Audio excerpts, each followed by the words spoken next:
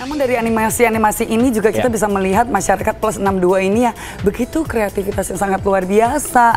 Bahkan sampai dengan sekarang kita juga banyak ya dari artis-artis tanah air yang merubah profile picture mereka menjadi warna hijau ataupun pink begitu ya. Karena ini adalah beberapa warna yang memang dipilih sebagai bentuk solidaritas dan keberanian kepada orang-orang yang kemarin turun ke jalanan dan demo di jalanan. Ya, dan kita akan lihat seperti apa sih simbol ini dia beritanya untuk Anda.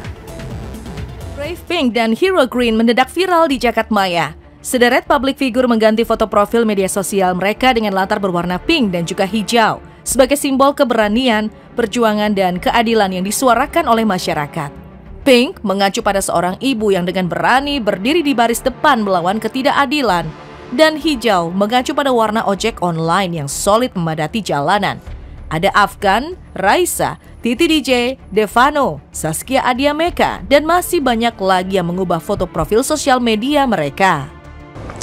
Terkait tren pink hijau yang viral di sosial media saat ini menunjukkan sebuah fenomena yang disebut dengan soft activism, di mana kalangan netizen dunia maya merepresentasikan visi mereka, kesamaan perasaan mereka terhadap situasi yang terjadi di Indonesia dan mendukung dua entitas yang dianggap selama ini cukup bersahaja, yaitu kalangan ojol dan emak-emak yang ternyata juga ikut dalam rombongan aksi tersebut. Jadi para netizen dunia maya ini ingin melanjutkan perjuangan dari dua kelompok ini dan ingin Indonesia menjadi lebih baik, sehingga menurut saya mereka kemudian mengekspresikan rasa dukungan mereka melalui aktivitas pink hijau tersebut.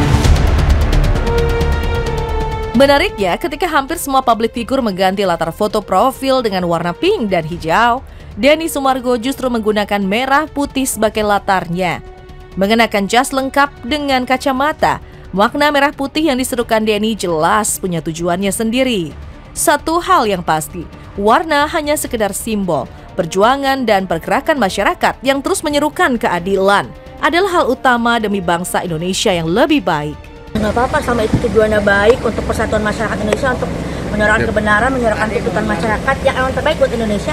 Gak ada masalah, itu hak semua orang mau pakai pink, hijau, tapi jangan yang pakai baju yang kuning, merah putih dan dimarahin. Gitu.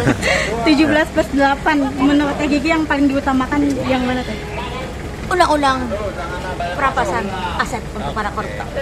Makasih Kak Gigi. Karena itu dari zaman Pak Jokowi udah digojlok tapi belum disahkan. Nah pertanyaannya, siapa sih yang nggak ngebolehin itu? Tentu saja aktivitas di dunia maya saat ini bisa sangat berpengaruh di dunia nyata. Bisa kita bayangkan kenapa terjadi aksi massa di akhir bulan Agustus yang lalu, itu karena betapa banyak komentar-komentar kekesalan dari kalangan netizen di dunia maya terhadap situasi dan kondisi yang terjadi di kalangan para pejabat dan khususnya juga kalangan anggota DPR di Indonesia. Sehingga itu menjadi viral dan secara organik tiba-tiba itu menjadi sebuah gerakan massa. Jadi saat ini kita sudah tahu dan kita sudah sadar netizen di Indonesia ini sangat aktif mengikuti perkembangan situasi di sekitar Indonesia, sangat aktif terhadap isu-isu yang memberikan dampak kepada kehidupan mereka. Terlepas dari gema suara masyarakat Indonesia di gedung DPR MPR RI, di luar negeri pun sejumlah diaspora menggelar aksi menyerukan keadilan bagi apa yang terjadi di Indonesia. Di New York, Amerika Serikat, ratusan diaspora Indonesia menggelar Long March dari Central Park menuju Konsulat Jenderal Republik Indonesia. Di Berlin, massa berkumpul di depan Brandenburg Gate, ikon kota Berlin. Sementara di Melbourne, diaspora berkumpul di Federation Square sejak pukul 14.30 waktu setempat pada 2 September lalu.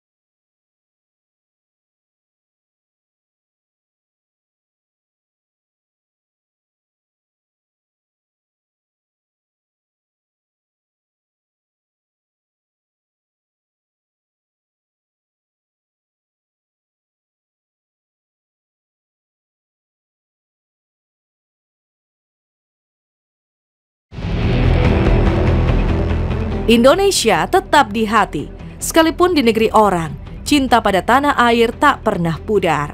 Seruan keadilan di berbagai negara menjadi lambang kekuatan sekaligus identitas negara yang seharusnya terus dijaga.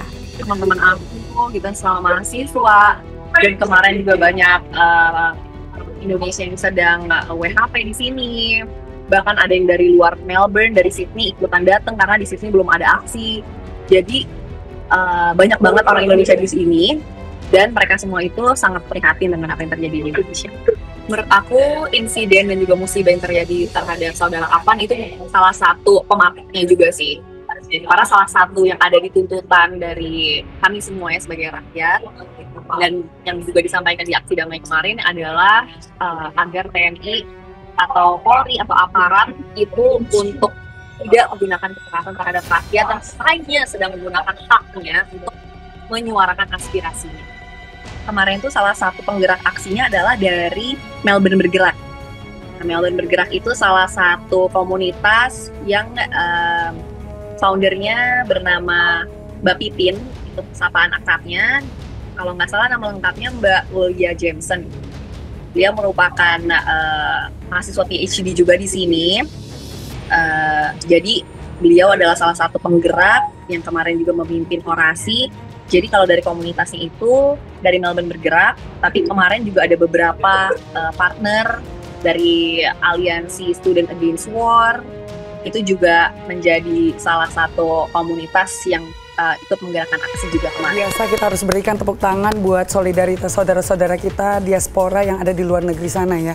Karena walaupun mereka jauh dari negeri kita, namun hati mereka masih memegang teguh Bhinneka Tunggal Ika, tetap menyuarakan suara rakyat kita di sini walaupun mereka tinggal di sana.